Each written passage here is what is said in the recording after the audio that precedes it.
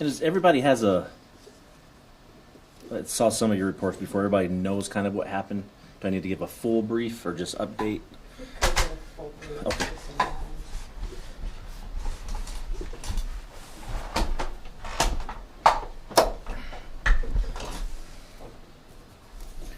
All right, is everybody ready?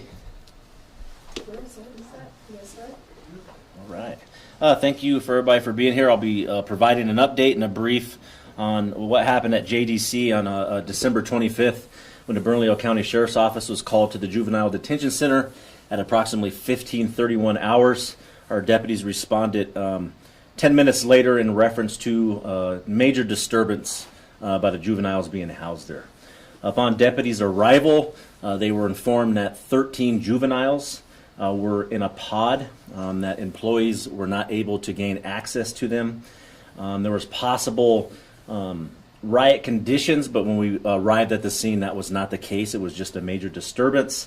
So our deputies were ordered to take over, and we called out our emergency response team and some of our tactical members since we were dealing with juveniles.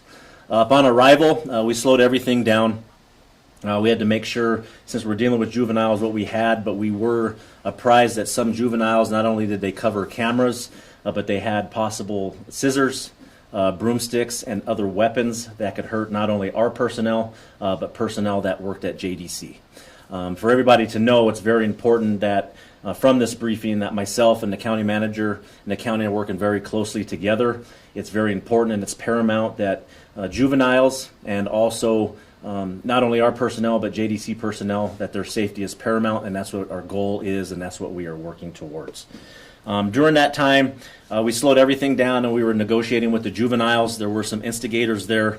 We wanted to make sure that they also had the resources to make sure that we didn't have to use any type of force or any type of chemical munitions inside of a juvenile detention center. That was our last resort.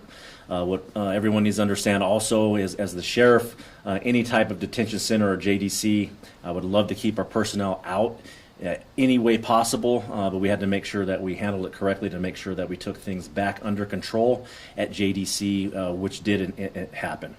The 13 that were there, 3 were 18 years and older. There was no control within the pod. That's why we took over. We took many into custody. A lot of the questions today will be what charges there are. We've slowed our detectives down to their credit during their investigation since Christmas Day. They have noticed that other things have gone on during that major disturbance. These juveniles range from charges from homicide and anything that is a violent crime or felonious in nature. We want to make sure that we know that they're not going anywhere and that they will be incarcerated at this time.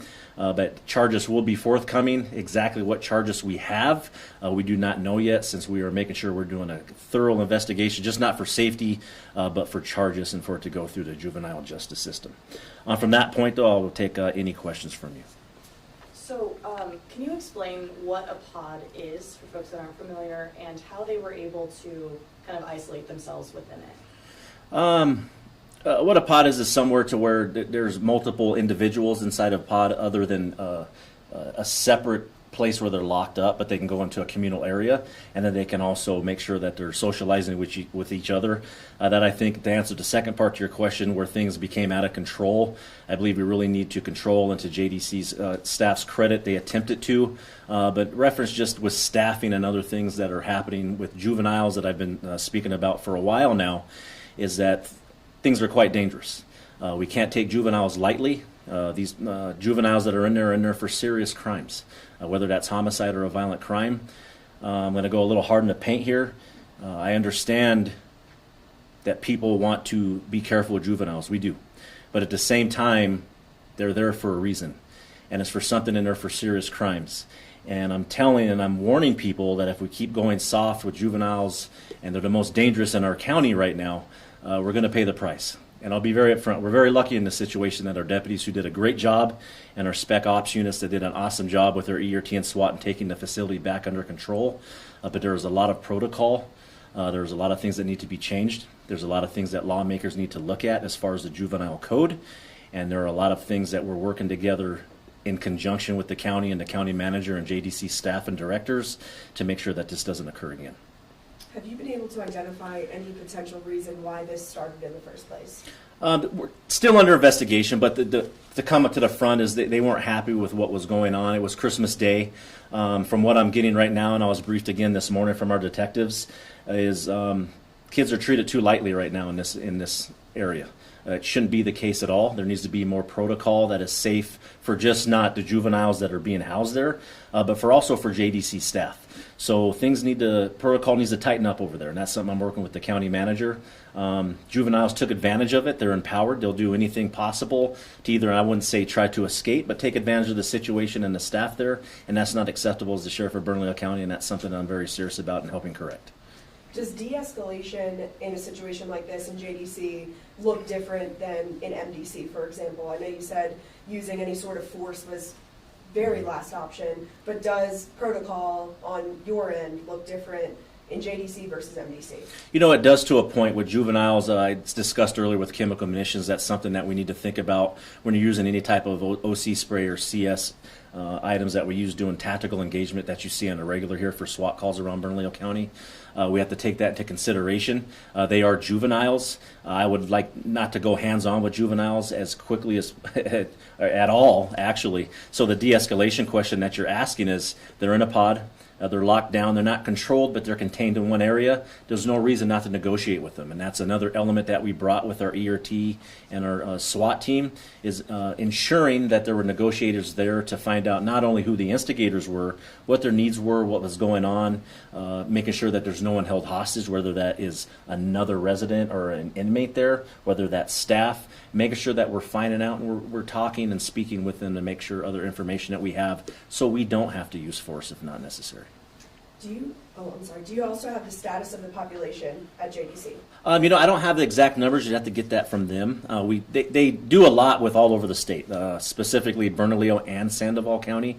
If the numbers are correct, 56 to 59 in certain areas, but the numbers you'd have to get from JDC. I don't want to misspeak. Okay. I have a couple of questions. The first, can you kind of just describe and define the disturbance and riot language? What would make the difference to actually have made this a riot situation? You know, a riot situation you can compare to, and I worked it when I was a rookie in state police, is Santa Rosa, to where a guard was killed. Inmates had control over control rooms, had control over personnel, had control over staff, had control over just not one pod, but starting to take advantage of the whole system itself. As far as a major disturbance, we know something happened. We didn't see that there were any hostages. At the time, they were stating there might be hostages, but that was people and other residents that were inside that pod. They didn't have any other weapons that we knew other than what I told you, a broomstick, scissors, and metal, as compared to what I saw in Santa Rosa, to where they had weapons and chemical munitions and other weapons to utilize against personnel. The second thing, you mentioned the negotiations. What were some of the things that they were negotiating while they were in that pod and deputies were trying to regain control of JDC? Asking for food for certain items, and I'll be very upfront. They were negotiating to take advantage of what was going on and what they had control over. So when you're asking for 15 to 20 chicken wings, acting like this is a movie, laughing about it, not being serious with our negotiators, saying they have hostages, that's what we take very seriously, but also understanding that they were taking advantage of the situation and we weren't going to allow that to happen. How many guards were on duty in the facility that day? I'll leave that up to JDC, and that's still the investigation that comes at a later time. I don't want to speak on their staffing. I'll let them speak for it. But I will tell you I would like to have seen more people there, and I wouldn't even call them guards. Again, I'm going to go hard into paint once again. We're at a juvenile detention center where people have been accused of murder and have been accused of serious violent crimes. I don't know why there aren't guards in there, and I do not know why there's personnel in there that aren't capable and don't have the personnel or the equipment to handle such a situation. I'm warning you, we better stop this. This is why it's out of control here in Bernalillo County. We are now empowering kids that are still there right now as we speak, letting them know what they can do and that we're not handling it correctly. I'm tired of people going soft in the paint on it. It's beyond irritating, and now not only did I have to involve my personnel, we have personnel from JDC, and we also have other inmates that are at that JDC that could have been harmed. We need to stop going soft in the paint on serious violent offenders that are juveniles. Go ahead. What safety mechanisms have been put into place to prevent another disturbance? Immediately for me as the sheriff, we're doing that. We're working on protocol now. Mechanisms that have been put in place is we're helping give advice on the protocol. There is a juvenile code and certain things that you cannot do within a juvenile facility, such as using any type of metal to handcuff, what type of restraint you use, whether or not you can use chemical munitions. Those are the protocols that we're looking at and that I have to go to lawmakers for. As far as what the sheriff's office is doing to provide that advice is making sure the appropriate staffing and making sure that their training program and protocol is followed to the T. And actually, we know mistakes were made. We're all human, but those are mistakes we can't have again. We need to correct those immediately, so that's what we're doing. Hopefully that answers your question. Sure. Do you have I know you mentioned in your briefing that many were arrested. Do you have an exact number on how many? So they were detained at the time, and I won't say arrested because we have not filed new charges. They're already there on current charges, so there's a total of 13. Charges will be forthcoming. I was just, again, briefed this morning by our lead detective. We're finding a lot other info out in the protocol and in the JDC that I don't like and that I'm very concerned about, and that's something that I'm working closely with the county manager, but charges are forthcoming. How many of those were for first-degree murder, if any? You know, I don't have those numbers out. I'd have to look at a paper, but it was a decent percentage. Good. When do you think the violent juveniles of this community will have a reality check? When adults and lawmakers and law enforcement has a reality check and actually starts holding juveniles accountable. Was JDC a concern of yours before this happened? You know, it's been a concern of mine ever since I was a detective. We've seen it for decades, and you see law enforcement standing behind the cameras. We've dealt with it. A detective just briefed me this morning. I saw a morning report that I'm concerned. To answer your question, yes, I have been concerned. I'm more concerned. The other day, I believe we had a handful of juveniles that are arrested in a stolen motor vehicle. I've told you how important that is to me to dampen the crime here in Bernalillo County, and JDC rejected them. Again, I'm going to go hard in the paint. We need to stop this nonsense. We have people that are, I told you, violent crime, stolen vehicles is a bridge to more violent crime. What do we have at JDC? And now I have my deputies working their tail off and detaining a bunch of juveniles to take them into JDC, and they're turned away because the crime was not violent enough.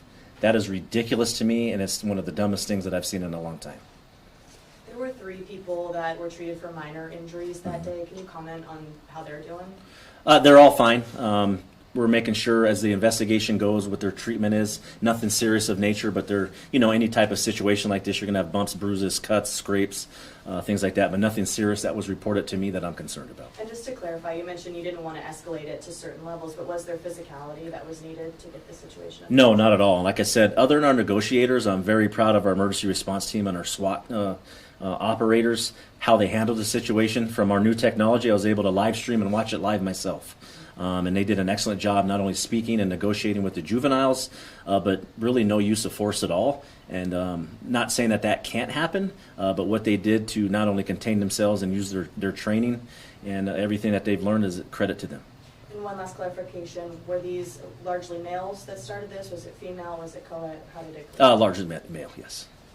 Sheriff, as far as video of this situation, is this something that we can IPRA? Is this something that you would be willing, any sort of response video that you would be willing to share with us? Absolutely. We had a briefing this morning, so I was talking to our PIO earlier. We'll see if we have to redact anything, but we will get you that video so you can see it and you can nip or anything you want, as you know, of course. Yeah. But we'll get it to you, so all of that's coming in. I'm just slowed things down a little bit since I'm giving our detectives a little time because we are investigating a lot of other things that occurred during this major disturbance, and I want to make sure that I get that information back to the county manager and JDC directors and personnel to make sure that the protocol is addressed for safety right away. Sheriff, one other thing. You mentioned that some of these juveniles covered cameras around the area. How much more difficult does it make your detectives' jobs to determine kind of who was the leader and the instigator and like kind of what happened before your deputies got there with their body cam? And obviously we have that footage, but how much more difficult does that make it? It makes it difficult, and you know that comes through interviews and looking at different evidence that you have at the scene.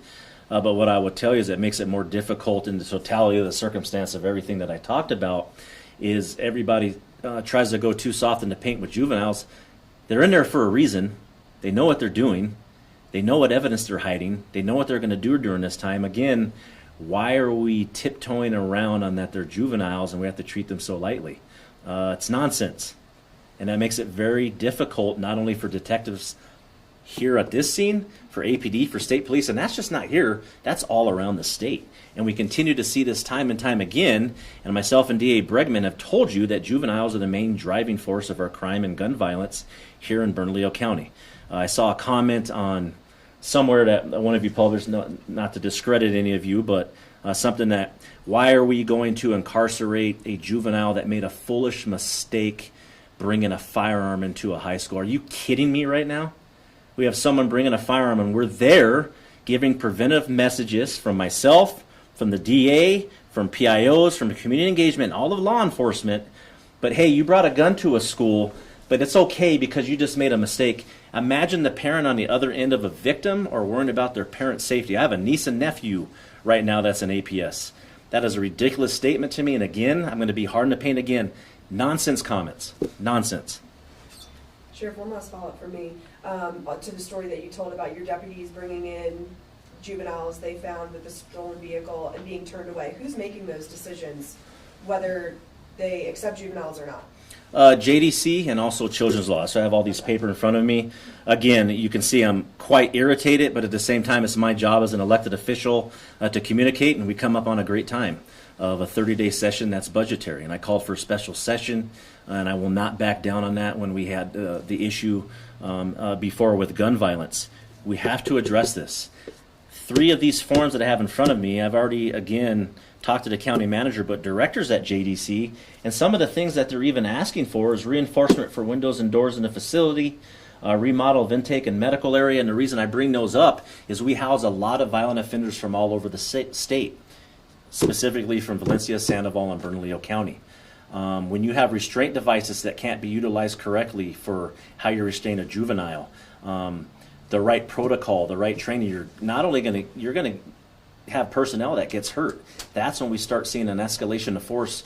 Why are we not preventing that? And why are we not starting to update these antiquated laws that I've been talking about since I've been in office and I've seen for going on 26 years when it comes to juveniles specifically that we're talking about, but everything is antiquated and everyone's afraid to talk about it. That's my job, and we're going to talk about it. And I'm going to corner people, and we're going to have hard conversations. They are forgetting that while we're sitting in our nice warm office overlooking the city, that there's people right now, not only my deputies, but MDC personnel, JDC staff, New Mexico State prisons that are dealing with on the ground every day, and there's protocols and not laws, but protocols and rules that are working against them to do their job safely, thus not keeping the inmates themselves safe. What are we doing? Sure. Can you touch on the concern of 18-year-olds being in a juvenile facility as well? Because I know you mentioned that there were 3 18-year-olds involved in that. So maybe some of your concerns as to how that's happening. The question I had right away was, why are 18-year-olds with 14-year-olds? We also know who's going to be influenced, and it's going to be the 18-year-old that's going to be the bully, that's going to be the instigator, that's going to influence. And one of the solutions that we looked, again, is cost of care agreements with other juvenile detention centers within the state of New Mexico that would temporarily house Bernalillo County, Sandoval County youth, which would thus help separate the 18 and the 14-year-olds. We know that juveniles need socialization. I'm aware of that. But we also know that 18-year-old people right now that have committed a murder know what they're doing. They didn't do it by mistake. They're waiting for the adjudication process. They're influencing 13 and 14-year-olds. Now we are educating 13 and 14-year-olds. Everyone wants to talk about education. Well, guess what? When you mix ages like that, you're giving them a bad education on what not to do, how to hide your crime, and how to do a higher crime. Bottom line. Let's follow up to that. What were the age ranges of, everybody involved, juveniles involved? So I'm still coming anywhere from 13 to 18 years of age. And I'd just like to ask one more time, for community members that heard about this happening and are now concerned, how did this happen? Could it happen again? Am I in danger of kids getting out of this facility? What message would you give to them? The message is that's why we're here now. The danger of kids getting out of this facility, no. I think the danger are kids getting out of this facility Are they really rehabilitated? I tell you no. What are they going to do again? What about the juveniles that are being rejected from deputies and officers with just not in Bernalillo County but state of New Mexico? We're empowering them ourselves, people. I don't know what else to tell you anymore. As far as the facility itself, no, it's safe, and that's what we're looking at protocol. We have detectives over there as we speak. I'll always give advice, and I said we work very closely with the county and directors to make sure that we're working in concert in how we respond. Sheriff, I had heard the only injuries that were involved were the kids had inhaled some fire extinguisher dust from self-initiated trying to put out cameras and such. Can you speak to that? Do you know if that's... I can speak to that. That is true on things we've seen, but what I stated earlier is we're investigating other crimes that have occurred. So while that investigation is going on, I won't comment on that as far as making sure that we keep the validity and the progress of the investigation going in a positive direction. But we'll probably see other injuries, other items, other issues, other concerns come from that investigation. And that's why we have detectives, to their credit, that slowed it down themselves. They didn't want to arrest everybody that night because, honestly, with covered cameras, to your point, what evidence do they have? What corroborating statements do they have? What witness statements do they have? They want to make sure that they do a thorough investigation, just not for an arrest, but again, as I stated, to make sure that everybody's safe. And to your question, can they get out? Is the community safe? We want to make sure that we're answering all those questions, and then we actually have a solution to each one of those questions. Anybody else? Good. All right, thank you.